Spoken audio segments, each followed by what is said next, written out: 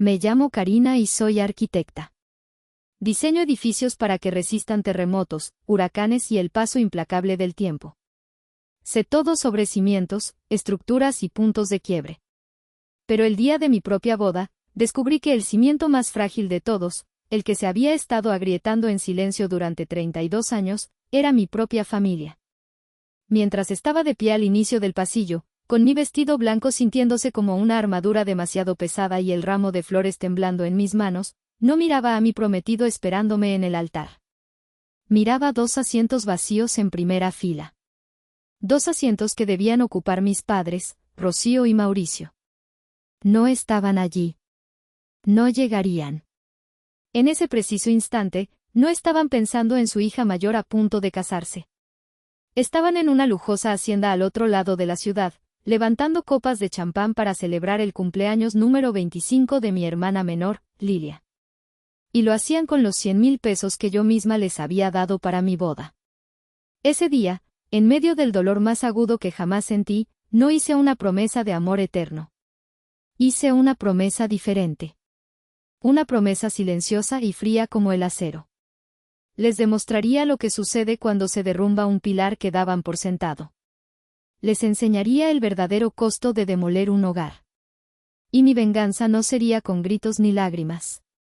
Sería con una firma en un papel, con el sonido de un mazo de subasta y con la venta de la mismísima casa que ellos llamaban hogar. Para entender la magnitud de esa traición, tienen que caminar conmigo por el museo de mi vida, una galería de agravios silenciosos y favoritismos descarados que construyeron las grietas de nuestra relación. La primera pieza de mi colección se titula La quinceañera del sacrificio. Tenía 15 años y el mundo se abría ante mí. Había pasado todo el verano trabajando como mesera en una cafetería sofocante, con el olor a café rancio y grasa pegado a mi ropa. Cada peso ganado, cada moneda guardada en un frasco de vidrio, tenía un propósito, un curso de verano de dibujo arquitectónico avanzado en la capital. Era mi sueño, el primer escalón hacia la vida que anhelaba, una vida construida con mis propias manos. Una semana antes de la fecha límite de inscripción, mi madre se sentó en mi cama. Su rostro tenía esa expresión de mártir que yo conocía tan bien. Karina, mi amor, empezó, su voz suave y melosa, un preludio seguro para una mala noticia. Sabes que la fiesta de quinceañera de tu hermana Lilia es muy importante. Es la presentación en sociedad, la reputación de la familia. Asentí, sin entender a dónde quería llegar.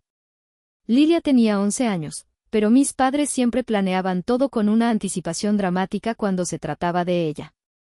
El presupuesto se nos ha salido de las manos, continuó mi madre, suspirando. El salón, el vestido, el banquete. Tu padre y yo no queremos que tu hermana pase una vergüenza. Ella es tan sensible. El frasco de vidrio con mis ahorros estaba sobre mi escritorio. Sentí una punzada de pánico. No, mamá, susurré. He trabajado todo el verano para esto. No seas egoísta, Karina, intervino mi padre, Mauricio, desde la puerta. Su voz siempre tenía un filo de impaciencia. La reputación de la familia es una inversión a futuro para todos. Tus dibujitos pueden esperar. No pudieron esperar. Perdí mi lugar. 2 meses después, vi a Lilia pavonearse con un vestido de princesa ridículamente caro, rodeada de lujos que habían sido comprados con mi sudor y mis sueños rotos. Mientras yo servía los canapés a los invitados porque hacía falta ayuda, escuché a mi padre presumir, no escatimamos en gastos para nuestra reinita.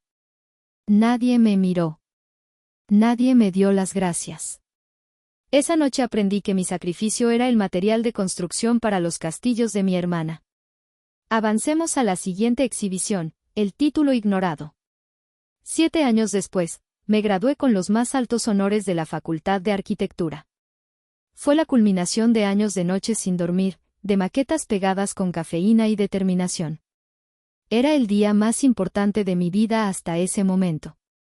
Mis abuelos, Rafael y Ana, estaban allí, con los ojos llenos de lágrimas de orgullo. Pero los 2 asientos junto a ellos estaban vacíos. Llamé a mi madre esa mañana. ¿Dónde están? La ceremonia empieza en 1 hora. Escuché un suspiro al otro lado de la línea. Ay, hija, no vamos a poder ir. Tu hermana está pasando por una crisis terrible. No la aceptaron en la carrera de diseño de modas y está destrozada. No podemos dejarla sola. ¿Una crisis? Mamá, ¿es en serio? Es mi graduación, le rogué, sintiendo como la humillación me quemaba la garganta. Tú eres fuerte, Karina, siempre lo has sido. Lilia es diferente, es más frágil. Nos necesita, dijo, y colgó. Crucé el escenario para recibir mi título, sonriendo para las fotos mientras por dentro me desmoronaba. Mi logro más grande ni siquiera merecía unas horas de su tiempo. La fragilidad de mi hermana era, una vez más importante que mi fortaleza. La última pieza del museo es la más irónica de todas, la casa de la codependencia. Hace 5 años, mi pequeña firma de arquitectos finalmente despegó. Gané un contrato importante, por primera vez, tuve una estabilidad económica real. Lo primero que hice fue comprarles una casa a mis padres. Era una casa pequeña pero digna, en un barrio tranquilo. Era mi manera de decirles, ya no tienen que preocuparse por la renta. Estoy aquí para ustedes. En mis pensamientos más profundos, la verdad era más compleja. Diseño hogares estables para otros porque nunca tuve uno. Pensé que si les construía un nido, con cimientos sólidos y un techo sin goteras, quizá por fin me verían como parte de él. Quizá por fin me ganarían un lugar en su corazón. Cuando fuimos al notario, les dije una mentira piadosa. Por cuestiones de impuestos y para agilizar los trámites, la casa quedará a mi nombre por ahora. Es solo una formalidad. Ellos, desinteresados en los detalles y encantados con el regalo, aceptaron sin dudar.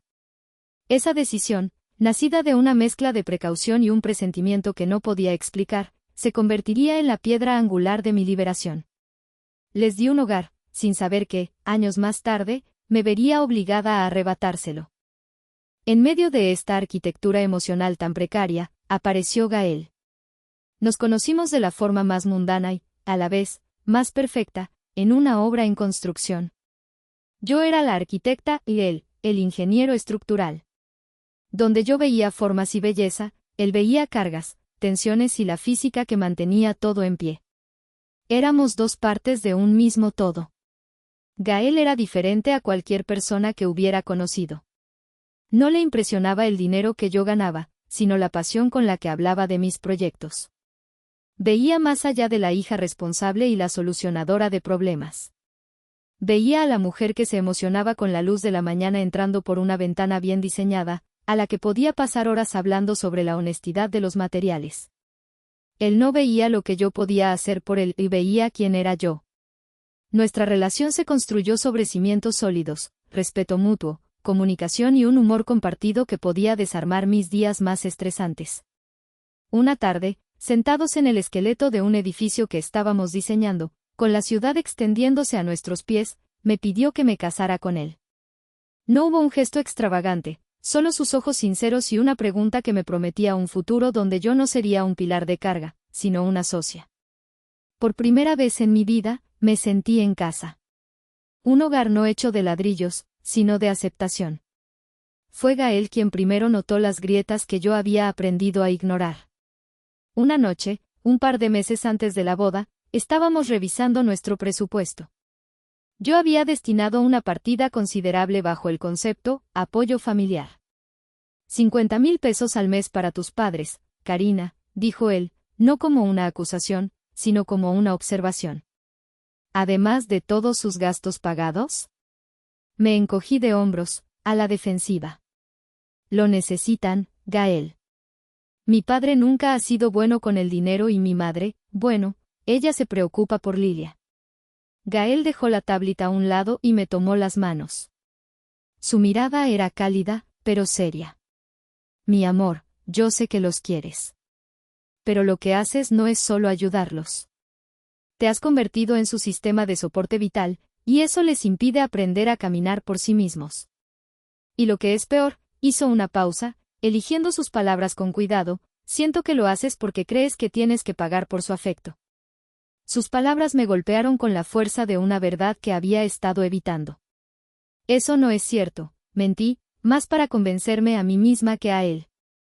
Escúchame, insistió suavemente. Tu valor no está en tu chequera. Tu valor no está en lo que puedes darles o en los problemas que puedes resolver. No tienes que comprar su amor. Mereces que te amen por ser tú, simple y absolutamente por ser tú.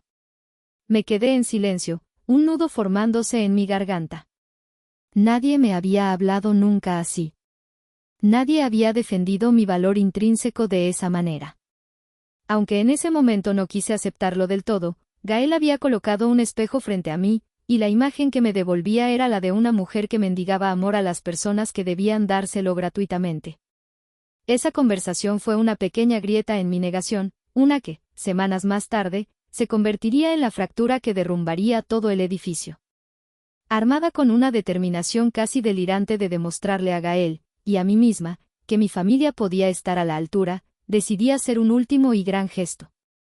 Creía que la boda sería el catalizador, el evento que finalmente nos uniría. Una tarde de sábado, fui a la casa que les había comprado. El olor a limpio y a la comida de mi madre llenaba el aire, una falsa fachada de normalidad doméstica. Estaban los tres en la sala, mi padre viendo un partido de fútbol, mi madre tejiendo y Lilia, como siempre, tumbada en el sofá, absorta en su teléfono. Hola, dije, intentando sonar alegre. ¿Interrumpo algo? Karina, hija, dijo mi madre sin levantar la vista de su tejido. ¡Qué milagro! Mi padre solo gruñó un saludo. Lilia ni se inmutó. La indiferencia era un muro de concreto entre nosotros. Respiré hondo y saqué un sobre grueso de mi bolso. Quería darles algo. Eso captó su atención. Los tres pares de ojos se fijaron en el sobre. Lo puse sobre la mesa de centro. Son 100,000 pesos. En efectivo. Mi padre se enderezó. ¿Y esto? Preguntó, su voz teñida de una codicia apenas disimulada. Es para la boda, expliqué, mi corazón latiendo con una mezcla de esperanza y nerviosismo. Quiero que se compren los mejores trajes, que se sientan orgullosos. Es para cubrir los gastos de viaje de la tía y los primos, para que toda la familia esté reunida. Y una parte es mi regalo para ustedes, como agradecimiento. Mentí. No era agradecimiento. Era una súplica.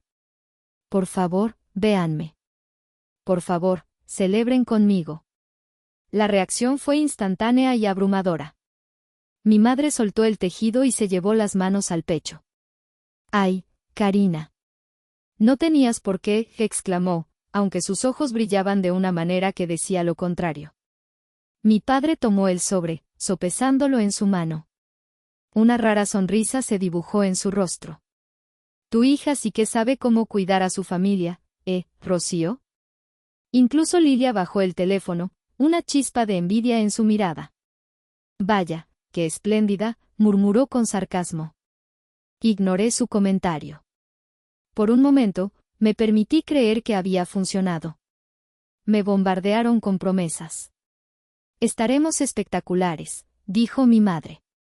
Seremos los padres más orgullosos del mundo, aseguró mi padre. Me fui de esa casa con una ligereza que no había sentido en años. La pesada carga de la duda parecía haberse disipado. Les conté a Gael, triunfante, ¿ves? Solo necesitaban sentirse incluidos. Todo va a estar bien. Gael me sonrió, pero en sus ojos vi una sombra de escepticismo que decidí ignorar. Me aferré a esa falsa victoria, a esa esperanza comprada con 100,000 pesos. No sabía que no había comprado su lealtad, sino que simplemente había financiado la traición más dolorosa de mi vida. Había puesto el dinero en sus manos, y con él, el martillo que usarían para demoler mi corazón. Las semanas previas a la boda deberían haber sido un torbellino de emoción y alegría. Y lo fueron, pero solo cuando estaba con Gael o con mis abuelos. Cada interacción con mis padres era como caminar sobre un campo minado de evasivas y excusas.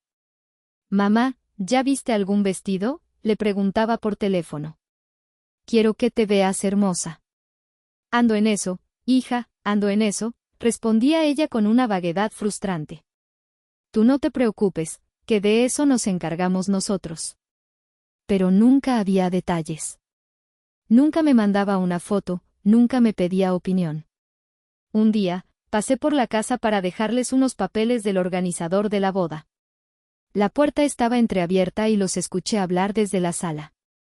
Y con lo que sobró, podemos darle el enganche para el coche que quiere, decía mi padre. Mauricio, por favor, no hables tan alto, le susurró mi madre. Se supone que este dinero es para la boda. ¿Qué le vamos a decir a Karina? Decirle que es su deber ayudarnos. Además, Lilia se lo merece. Ha estado muy deprimida, respondió mi padre. Me quedé helada en el umbral, con la mano en el picaporte. ¿El coche de Lilia? ¿Deprimida? Mi dinero, el dinero para mi boda, se estaba desviando hacia el pozo sin fondo de los caprichos de mi hermana. Sentí una náusea amarga, pero me tragué mi ira. Me dije a mí misma que estaba malinterpretando, que solo era una parte, que seguro cumplirían con lo prometido. Entré haciendo ruido, y la conversación se cortó de golpe. Sus sonrisas culpables deberían habérmelo dicho todo, pero la negación es una fortaleza poderosa. Mientras tanto, el comportamiento de Lilia se volvió más descarado. Su cuenta de Instagram era un desfile de nuevas adquisiciones, bolsas de diseñador, zapatos que costaban más que mi primer sueldo, cenas en restaurantes de moda. Publicaba selfies con leyendas como, porque me lo merezco, y, viviendo mi mejor vida gracias a mis patrocinadores. Yo sabía quiénes eran esos patrocinadores. Éramos mi trabajo, mis desvelos, mi sacrificio. Intenté hablar con ella. La invité a tomar un café, buscando un último puente de conexión fraternal. ¿Qué quieres, Karina?, me preguntó, sin siquiera molestarse en fingir interés. Solo quería saber cómo estás, y preguntarte si vas a ayudar a mamá con los preparativos. Me haría mucha ilusión que te involucraras. Ella soltó una risita condescendiente. ¿Involucrarme? Ay, por favor, no seas cursi. Las bodas me parecen de lo más aburridas. Además, estoy súper ocupada. ¿Ocupada en qué, Lilia? ¿En gastarte un dinero que no es tuyo? La pregunta se me escapó, afilada y llena de un resentimiento que ya no podía contener. Su rostro se transformó. La máscara de aburrimiento cayó para revelar una fea mueca de desprecio. Mira, arquitecta, espetó, usando mi profesión como un insulto. El dinero que les das a mis papás es de ellos. Y si ellos deciden consentir a su hija favorita, la que si los quiere y los cuida, no es tu problema. Tú solo eres la del cheque. Acostúmbrate. Se levantó y se fue, dejándome sola con un café frío y una verdad helada. Yo no era una hija. Era una transacción. Un medio para un fin. Y el fin siempre era Lilia. Esa noche, le conté a Gael, mi voz quebrada por la rabia y la humillación. Él me abrazó con fuerza. Ya es suficiente, Cari. Tienes que poner un límite. Por ti, por tu salud mental. Solo un poco más, le supliqué, odiándome por mi propia debilidad. Solo hasta que pase la boda. Después de la boda, todo cambiará. Ya verás. Qué ingenua fui. No sabía que el cambio que se avecinaba no sería una reconciliación, sino una demolición. Y el epicentro del terremoto estaba a solo unos días de distancia. Las señales no eran solo grietas, y eran fallas tectónicas a punto de fracturar mi mundo. Faltaba exactamente una semana para la boda. Estaba en mi oficina, tratando de concentrarme en los planos de un nuevo proyecto, pero mi mente era un caos de listas de pendientes y una ansiedad sorda que no me dejaba en paz. Fue entonces cuando sonó mi celular. Era mi prima Marisela. Marisela era la personificación del chisme familiar. Tenía un corazón de oro, pero una boca sin filtro. La quería, pero siempre contestaba sus llamadas con un poco de aprensión. Prima. Karina. ¿Cómo estás? Ya a nada de ser una mujer casada, gritó con su entusiasmo característico. Hola, Mari. Bien, aquí, trabajando. Un poco estresada, ya sabes. Ay, no te estreses. Mejor cuéntame, ¿qué te parece el fiestón que le están armando a la Lilia? Se están volando la barda tus papás. Sentí un escalofrío. ¿Fiesta? ¿Qué fiesta? Hubo un silencio al otro lado. Pude imaginar a Marisela tapándose la boca, dándose cuenta de su indiscreción. Ups. ¿No sabías? Marisela, ¿de qué estás hablando?, pregunté, mi voz peligrosamente tranquila. Bueno, pues, un cumpleaños sorpresa para Lilia. Pero uno en grande. Rentaron la hacienda de San Ángel, con música en vivo y todo. Dicen que no escatimaron en gastos. Es el sábado. Qué padre que hagan 2 eventos tan grandes en un mismo fin de semana. Son una familia muy unida. El sábado. Mi boda era el sábado. El aire se escapó de mis pulmones. Los planos frente a mí se volvieron borrosos. Marisela, dije, mi voz apenas un susurro. ¿Estás segura de que es este sábado? Claro. Me acaba de llegar la invitación digital. Dice, sábado 15 de septiembre, 8 de la noche, Hacienda de San Ángel.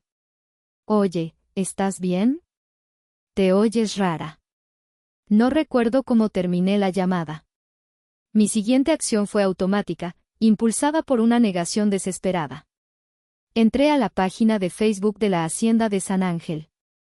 Y allí estaba, en su sección de Próximos eventos, celebración privada de cumpleaños para Lilia R., sábado 15 de septiembre.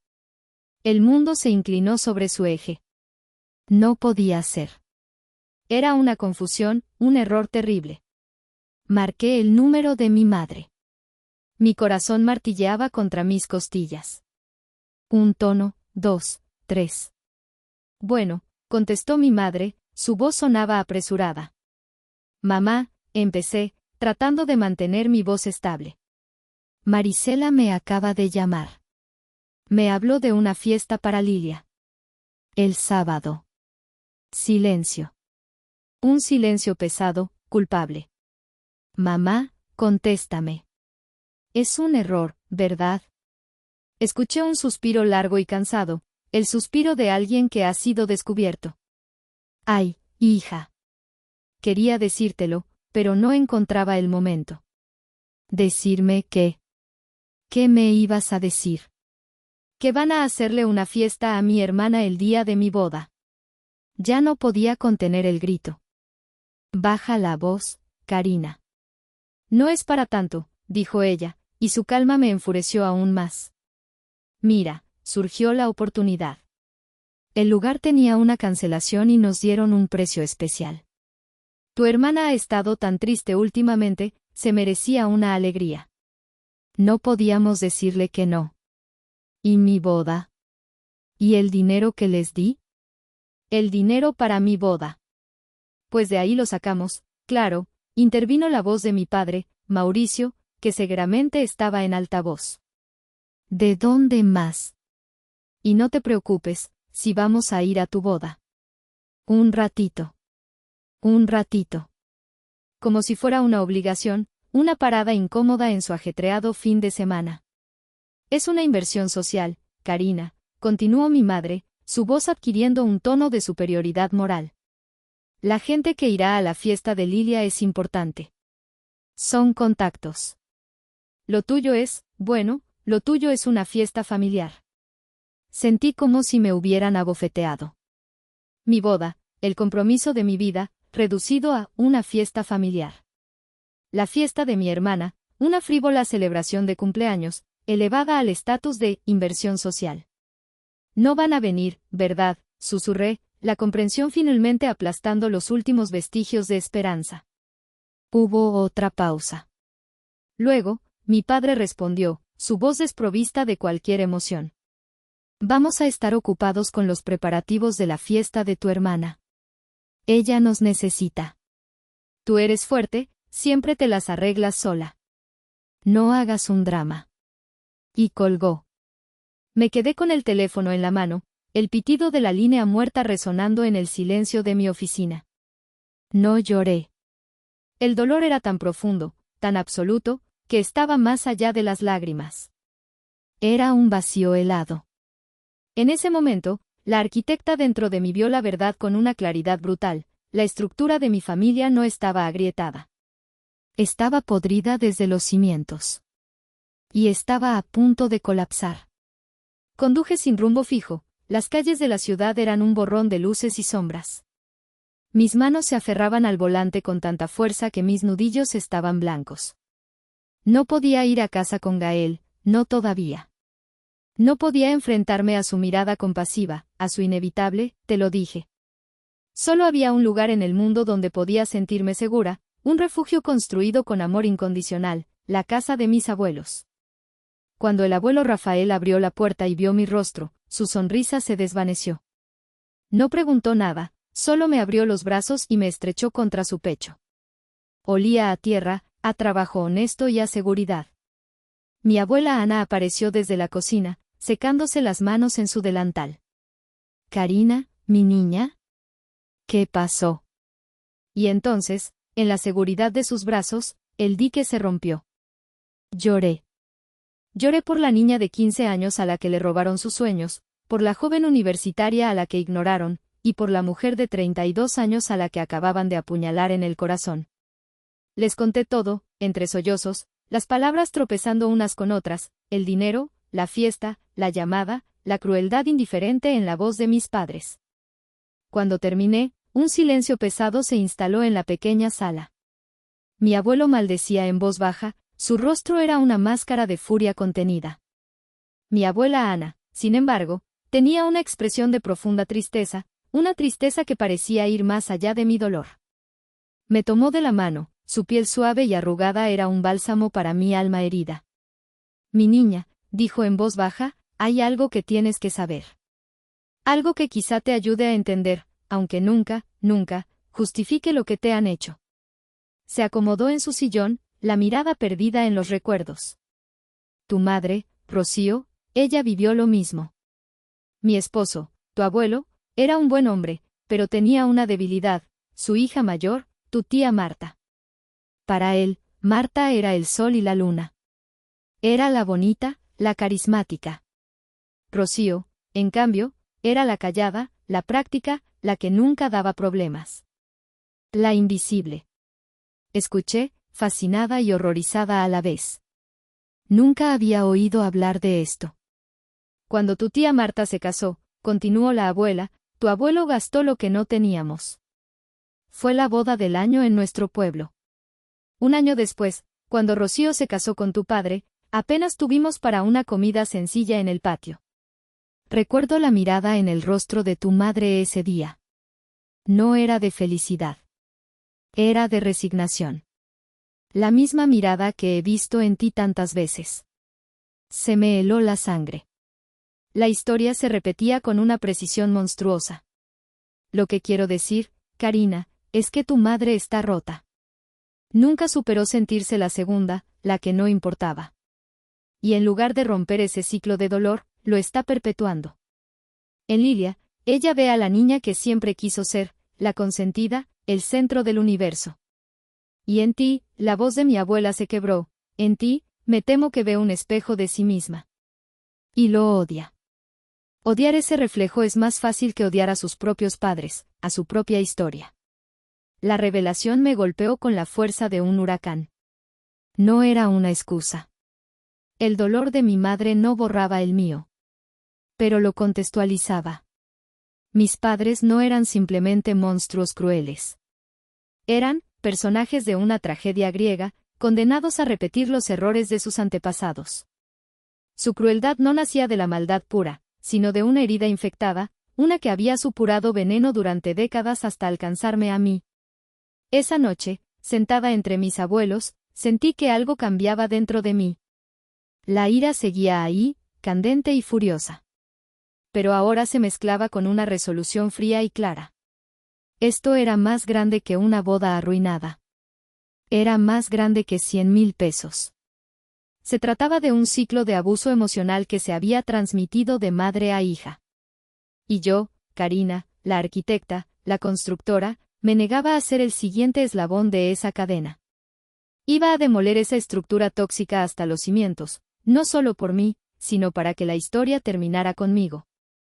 La mañana siguiente me desperté en el sofá de mis abuelos con una claridad que nunca antes había experimentado.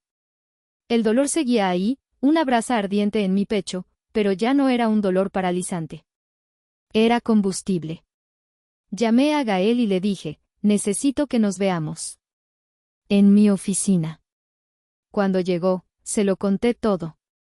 La fiesta, la llamada, y el secreto devastador que mi abuela me había revelado. Vi la ira crecer en sus ojos, pero también la comprensión. No dijo, te lo dije. Simplemente me tomó en sus brazos y me dijo las únicas palabras que necesitaba oír, ¿qué quieres hacer? Estoy contigo, hasta el final. La boda sigue en pie, le dije, mi voz firme. Nos vamos a casar el sábado. Va a ser el día más feliz de nuestras vidas. Pero después voy a hacer lo que debía haber hecho hace años. Voy a poner un límite. Uno de concreto armado. Ese mismo día, busqué en internet abogados de bienes raíces. Encontré el nombre de un tal licenciado Fermín, un hombre mayor con una reputación de ser implacable y discreto. Su oficina estaba en un edificio antiguo en el centro, un lugar que olía a papel viejo y a justicia lenta pero segura. Me senté frente a él, un hombre de traje impecable y ojos que parecían haberlo visto todo.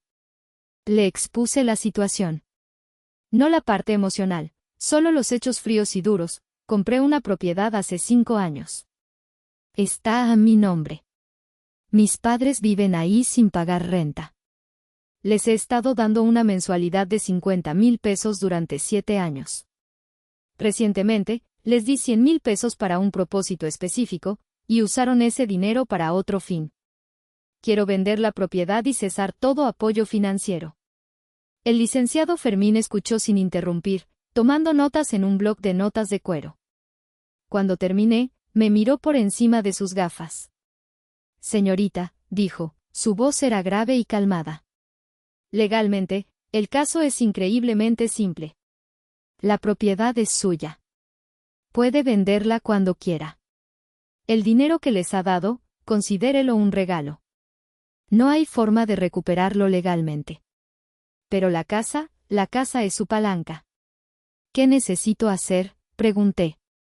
Primero, encontraremos un comprador. Dada la ubicación, no será difícil. Podemos iniciar el proceso discretamente.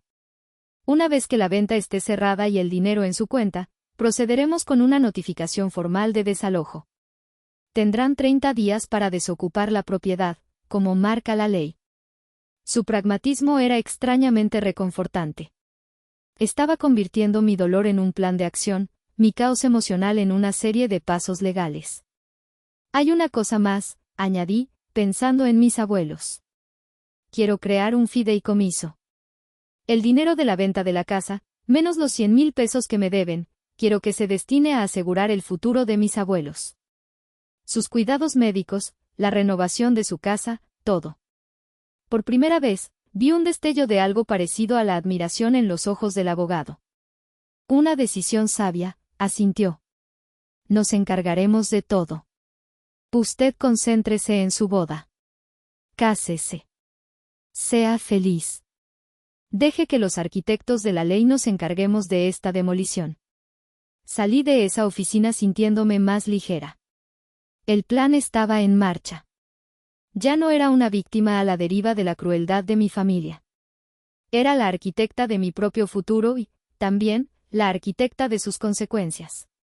La boda del sábado ya no era el final de una historia de amor, sino el principio de mi propia revolución. El día de mi boda llegó con un cielo azul brillante, un sol radiante que parecía burlarse de la tormenta en mi corazón. Mientras mi abuela Ana me ayudaba a ponerme el vestido, sus manos expertas y cariñosas contrastaban con el recuerdo de la indiferencia de mi madre. «Estás preciosa, mi niña», me dijo, con los ojos empañados. «Más hermosa que una flor». Mi abuelo Rafael entró en la habitación, vestido con su mejor traje. Se detuvo en seco al verme. «Caramba», dijo, su voz ronca por la emoción. Si tu abuela se viera la mitad de bien que tú, me volvería a casar con ella ahora mismo. Nos reímos, un sonido genuino en medio de la tensión. Ellos serán mi familia. Ellos serán mi hogar. La ceremonia se celebró en un jardín botánico, rodeados de flores y del murmullo de una fuente. Mientras caminaba hacia el altar, no lo hice sola. Mi abuelo Rafael me tomó de un brazo, mi abuela Ana del otro. Sus presencias a mi lado eran un ancla, un recordatorio de que el amor verdadero no es un lazo de sangre, sino un lazo de respeto, de sacrificio y de apoyo incondicional. Al pasar por la primera fila, vi los 2 asientos vacíos. Ya no me causaron un dolor agudo, sino una punzada de lástima. Lástima por ellos. Por todo lo que se estaban perdiendo. Vi a Gael esperándome, su rostro una mezcla de amor, orgullo y una furia apenas contenida en mi nombre. Cuando mis abuelos pusieron mi mano en la suya, fue un traspaso de confianza, una unión de familias, la verdadera. La ceremonia fue hermosa. Intercambiamos los votos que habíamos escrito, promesas de construir un futuro juntos, de ser el refugio del otro en la tormenta. Cada palabra se sentía más significativa, más real, a la luz de la farsa que era mi otra familia. Durante la recepción, el ambiente era festivo. Nuestros amigos y la familia de Gael llenaron el espacio con risas y alegría. Pero la ausencia de mis padres era un fantasma que flotaba en el aire, notado por todos.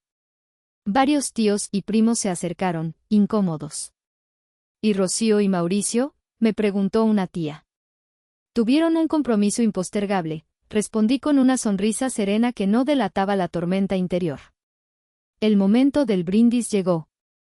Mi abuelo Rafael, como el patriarca de mi familia presente, se levantó. Su voz, normalmente jovial, era solemne. Hoy no solo celebramos la unión de 2 personas maravillosas, Karina y Gael. Celebramos el verdadero significado de la familia. Una familia no es la que te da la vida, sino la que te enseña a vivirla. La que está ahí en las buenas, y sobre todo, en las malas. La que te levanta cuando te caes y aplaude tus éxitos como si fueran propios. Estoy muy orgulloso de la mujer en la que te has convertido, Karina. Has construido una vida hermosa sobre cimientos de honestidad y trabajo duro. Y hoy, has elegido al mejor socio para seguir construyendo. Sus palabras fueron un bálsamo y una declaración. Todos en la sala entendieron el mensaje. Más tarde, cuando Gael y yo abrimos el baile, me susurró al oído, ¿estás bien? Apoyé mi cabeza en su hombro. Estoy mejor que bien, le respondí, y era verdad. Hoy me casé con el amor de mi vida y me divorcié de una vida de dolor. Hoy, por fin, soy libre. Bailamos, reímos, celebramos. Y mientras lo hacía, el teléfono en mi bolso vibraba de vez en cuando. Eran las notificaciones de Instagram. Lilia estaba publicando en tiempo real desde su fiesta. Fotos de cócteles, de un pastel de 5 pisos, de mis padres sonriendo a la cámara, ajenos e indiferentes. Cada notificación era un pequeño recordatorio de la traición, pero también un refuerzo de mi resolución. Que celebraran. Que brindaran. No sabían que estaban bailando en las ruinas de la vida que daban por sentada. La demolición estaba programada, y el aviso de desalojo estaba a punto de ser emitido. Pasamos 2 semanas de luna de miel en una pequeña cabaña en la costa de Oaxaca. 2 semanas de desconexión, de sanación. Apagué mi teléfono y me permití, por primera vez, no ser la hija, ni la hermana, ni la solucionadora de problemas. Fui simplemente Karina, la esposa de Gael. Construimos castillos de arena, nadamos en el mar y hablamos hasta el amanecer. Fue en esas conversaciones que solidifiqué mi plan, no desde la ira, sino desde un lugar de autopreservación. Regresamos a la ciudad un viernes por la tarde. El sábado por la mañana, mientras deshacíamos las maletas, sonó el timbre. No esperaba a nadie. Miré por la mirilla y sentí una oleada de adrenalina. Eran ellos. Mis padres y Lilia. Gael me miró. ¿Lista? Asentí. Abrí la puerta. Los 3 entraron como si tuvieran todo el derecho del mundo. No hubo disculpas, ni siquiera una pregunta sobre nuestra luna de miel. Karina, empezó mi padre, Mauricio, con su tono de siempre, el de quien viene a cobrar una deuda. Ya es día 15. El cheque de la mensualidad no ha llegado. Y la tarjeta de crédito que nos diste fue rechazada. Qué raro, dije, mi voz peligrosamente calmada. Mi madre, Rocío, examinaba mi apartamento con ojo crítico. Deberían pensar en mudarse a un lugar más grande, comentó, como si nada. Este lugar es un poco pequeño para una arquitecta de tu nivel. Lilia, por su parte, se dejó caer en mi sofá de diseño, sacó su teléfono y empezó a tomarse selfies. Me quedé de pie, mirándolos. El descaro, la absoluta falta de conciencia de sus actos, era casi surrealista. Antes de hablar de dinero, dije, caminando hacia el televisor inteligente de la sala, quiero mostrarles algo. Un pequeño video de nuestros mejores momentos familiares recientes. Se miraron entre ellos, confundidos. Gael se recargó en el marco de la puerta de la cocina, sus brazos cruzados eran una presencia silenciosa pero imponente. Con el control remoto, encendí la televisión. La pantalla se iluminó, no con un video casero, sino con una presentación de diapositivas que había preparado meticulosamente. La primera foto apareció, Lilia, sonriendo, sosteniendo una copa de champán. En la esquina inferior, una marca de tiempo, sábado 15 de septiembre, 7:30 de la tarde. La hora exacta en que mi ceremonia de bodas estaba comenzando.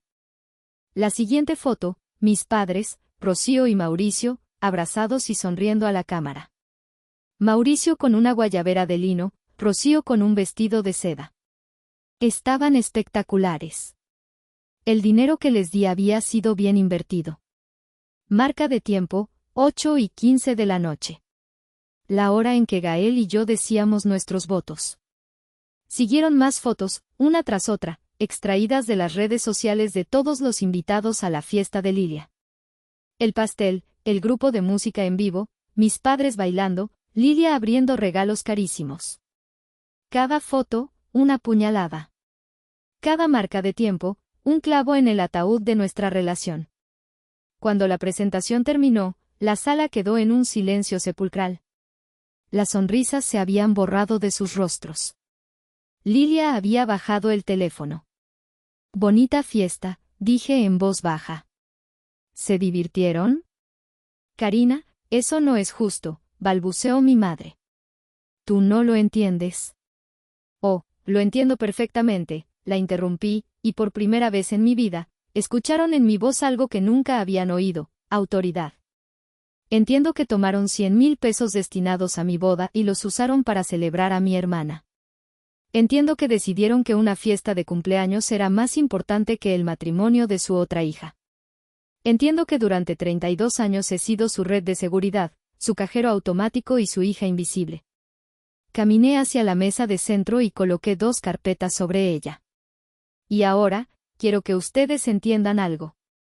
Mi padre las miró con desconfianza. ¿Qué es esto? La primera carpeta, expliqué, abriéndola para revelar el contrato, es el acta de venta final de la casa en la que viven. Se vendió la semana pasada a una familia muy agradable. Creo que van a pintar la fachada de azul. El color desapareció del rostro de mi madre. Mi padre se puso de pie de un salto. ¿Qué hiciste? No puedes hacer eso.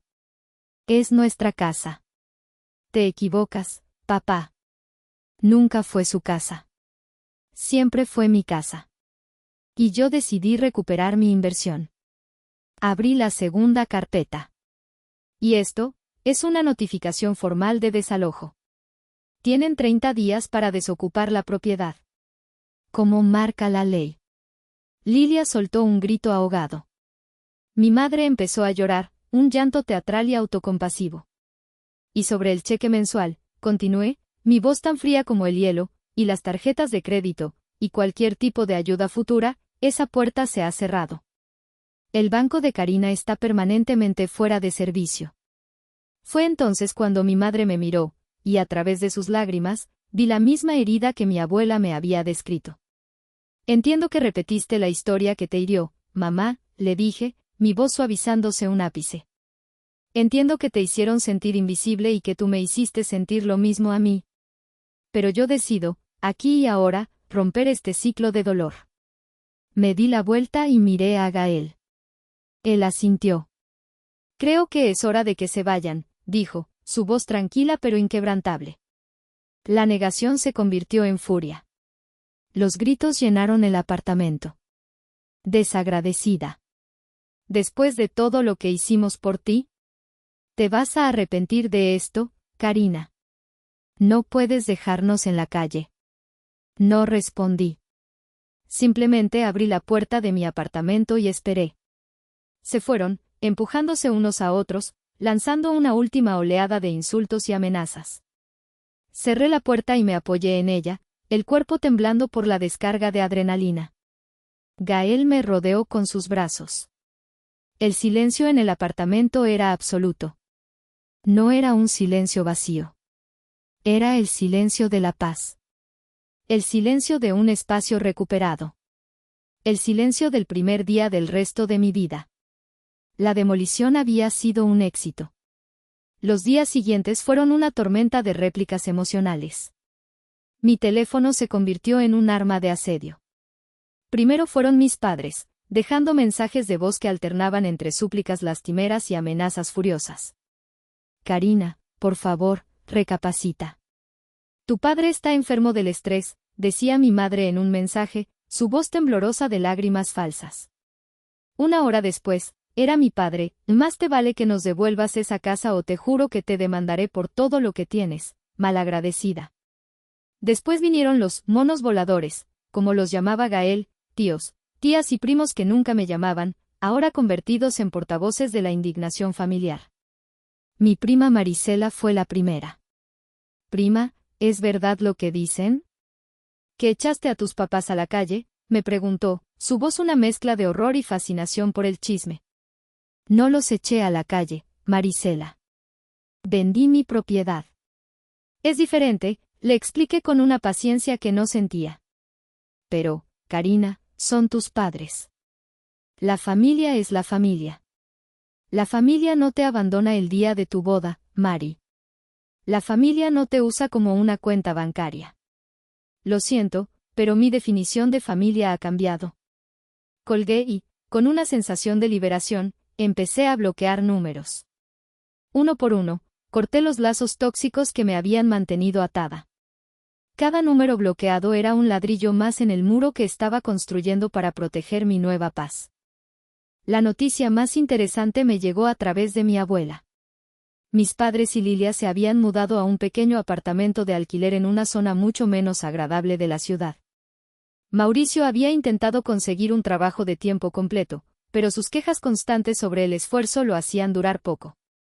Rocío, que no había trabajado en 20 años, no tenía ni idea de por dónde empezar.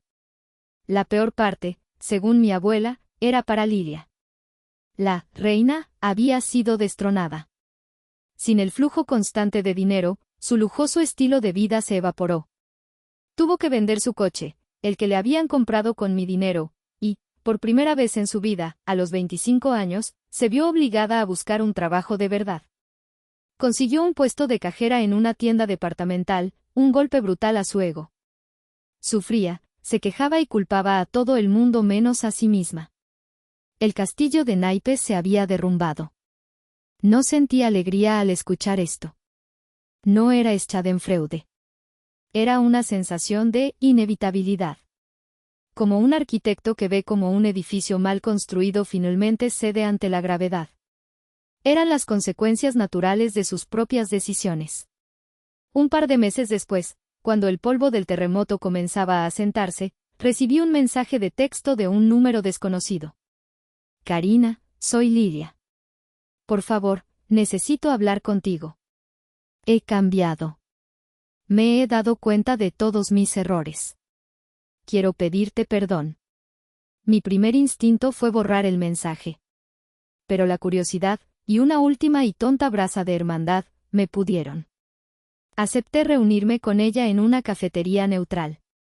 Llegó con un aspecto diferente. Sin maquillaje de diseñador, con ropa sencilla. Parecía cansada.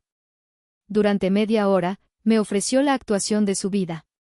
Lloró, se disculpó, dijo que había sido una tonta egoísta, que la vida le había dado una lección muy dura y que me extrañaba más que a nada en el mundo. Casi le creo. He estado ahorrando de mi sueldo, dijo, secándose una lágrima falsa. Ya tengo casi todo para el depósito de un apartamento pequeño para mí, para empezar de cero. Pero me faltan 20,000 pesos. Sé que no tengo derecho a pedirte nada, pero, ¿podrías ayudarme por última vez? Te juro que te lo devolveré, cada centavo. La vieja Karina habría sacado su chequera. Pero la nueva Karina, la que había aprendido a leer los planos de la manipulación, la miró con calma. Claro que te ayudo, Lilia, le dije, y vi un destello de triunfo en sus ojos. No te preocupes. Dame el nombre completo y el número de cuenta del arrendador. Yo le haré la transferencia directamente a él para asegurar tu depósito. El pánico cruzó su rostro. Empezó a tartamudear. No, es que, es complicado. Prefiero que me lo des a mí y yo me encargo. Es un trato en efectivo. Ahí estaba. La mentira. No había ningún apartamento. Solo otro capricho, otra necesidad fabricada. Me levanté de la mesa. Entiendo. Qué lástima. Espera. ¿A dónde vas?, me dijo, su voz volviendo a su tono exigente habitual. A casa, le respondí. A mi verdadero hogar. Salí de la cafetería sin mirar atrás, dejando a Lilia sola con su engaño fallido. Ese fue el último clavo en el ataúd. La última prueba de que mi decisión no solo había sido correcta, sino necesaria. Algunos edificios están tan dañados que no se pueden remodelar. Solo queda la demolición. La escena final de mi historia no es dramática. No hay gritos ni confrontaciones. Es tranquila. Es un domingo por la tarde. Estoy en el porche de la casa de mis abuelos. El olor a jazmín y a tierra mojada llena el aire. La casa, antes vieja y descuidada, ahora luce radiante. Con el fideicomiso que creé, pudimos renovarla por completo, un techo nuevo, ventanas más grandes, una rampa para el abuelo Rafael. Ahora mismo, estoy supervisando los últimos detalles de una pequeña ampliación que diseñé para ellos, un estudio de arte para que mi abuela pueda pintar. Mi abuelo está sentado a mi lado, enseñándome a jugar ajedrez. Mi abuela nos trae limonada. Gael llega y se sienta en el escalón, apoyando su cabeza en mis rodillas. El sol de la tarde proyecta largas sombras sobre el césped. Miro a mi alrededor. A estas tres personas que son mi ancla, mi refugio y mi definición de familia.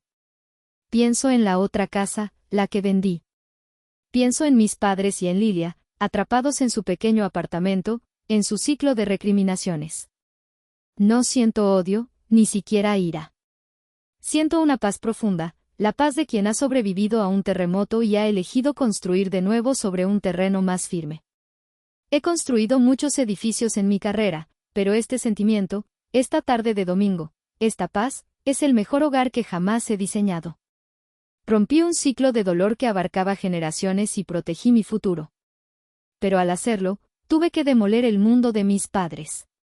¿Fui justa, o me convertí en un reflejo de la misma dureza que me enseñaron?